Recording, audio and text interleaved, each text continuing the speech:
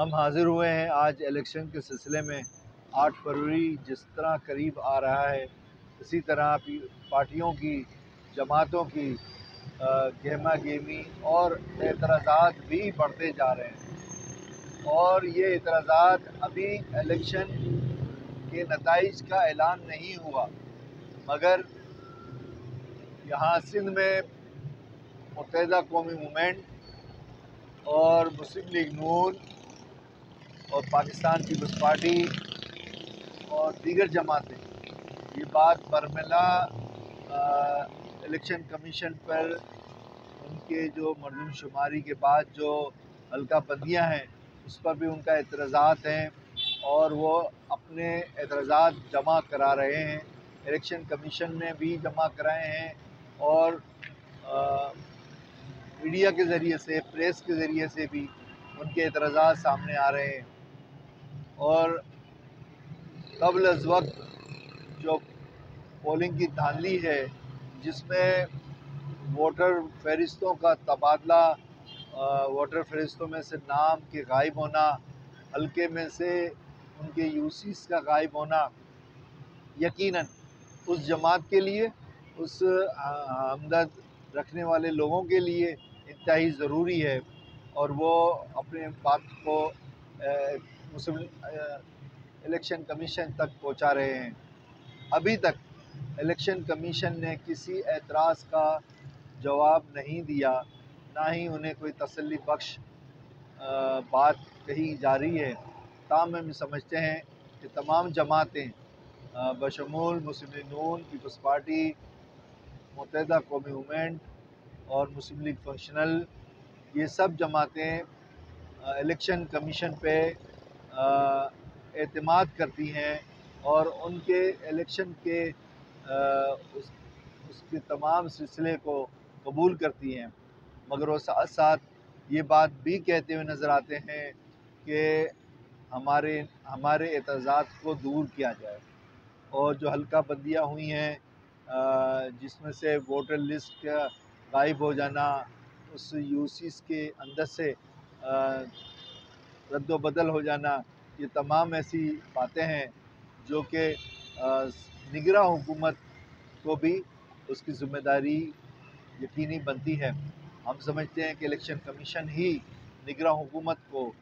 جو چاروں صوبوں میں ہے اور مرکز میں ہے وہ اس سے جواب دہی کر سکتی ہے، اور عوام کو اعتماد کے ذریعے سے ووٹ ڈالنے کا حق فراہم کر سکتی ہے۔ یقیناً جب ووٹر پر اعتماد ہوگا، اپنے ووٹ کے حق کا صحیح استعمال کر سکے گا، اور پاکستان میں صحیح معنوں میں جمہوریت اور جمہوری نمائندے منتخب ہو کر ایوان بالا تک پہنچیں گے۔ جس طرح کراچی میں ایم کیو ایم کے قائد الطاف حسین کی پراسرار خاموشی، اور ایم کیو ایم کے رہنماؤں کی بھی خاموشی اس بات کی عکاسی کرتی ہے کہ وہ الیکشن میں اپنے بھرپور جو انہوں نے اپنی جو فوکس رکھا ہے وہ ووٹر کو الیکشن کے دنوں میں ان کو باہر لانے میں اور اپنے ووٹ کو استعمال کرانے میں ان کی توجہ ہے۔ یہی وجہ ہے کہ کراچی کے بیشتر علاقوں میں اب تک جلسے منعقد ہو چکے ہیں، حیدرآباد میں بھی ہوئے اور کراچی کے مختلف علاقوں میں بھی ہوئے ہیں، اور یہ بات کہی جا سکتی ہے کہ اب مسلم لیگ نون اور پاکستان پیپلز پارٹی اپنے الیکشن کے منشوروں کا اعلان کرے گی، اور یقیناً پاکستان پیپلز پارٹی نے پہلے ہی بجلی کی جو کمی کا سامنا ہے اس کو پورا کرنے کی ایک سہانی بات عوام تک پہنچائی ہے کہ وہ بجلی کی لوڈ شیڈنگ کو قابو کرے گی اور ایک نیا لائے عمل لوگوں کو دے گی۔ جس طرح ماضی میں الیکٹرک بلوں پر جو ٹیکسز عائد کیے گئے، بھاری طور پر جو بل لوگوں کے سروں پر آئے اور وہ آج تک ان کے لیے عذاب بنے ہوئے ہیں، پریشانی کا شکار ہیں، اور ان لوگوں کو پریشان کیا ہوا ہے جنہوں نے بل اپنے تھامے اور اپنی غربت کا رونا رو رہے ہیں۔ ہم سمجھتے ہیں کہ آنے والے حالات اور واقعات میں جس طرح سردی میں گیس کی کمی ہے، گیس کی کمی بھی ایک چیلنج ہے اور سیاسی جماعتوں کے لیے ایک اچھا نعرہ بن سکتی ہے، اور خصوصاً پاکستان پیپلز پارٹی کے لیے جو کہ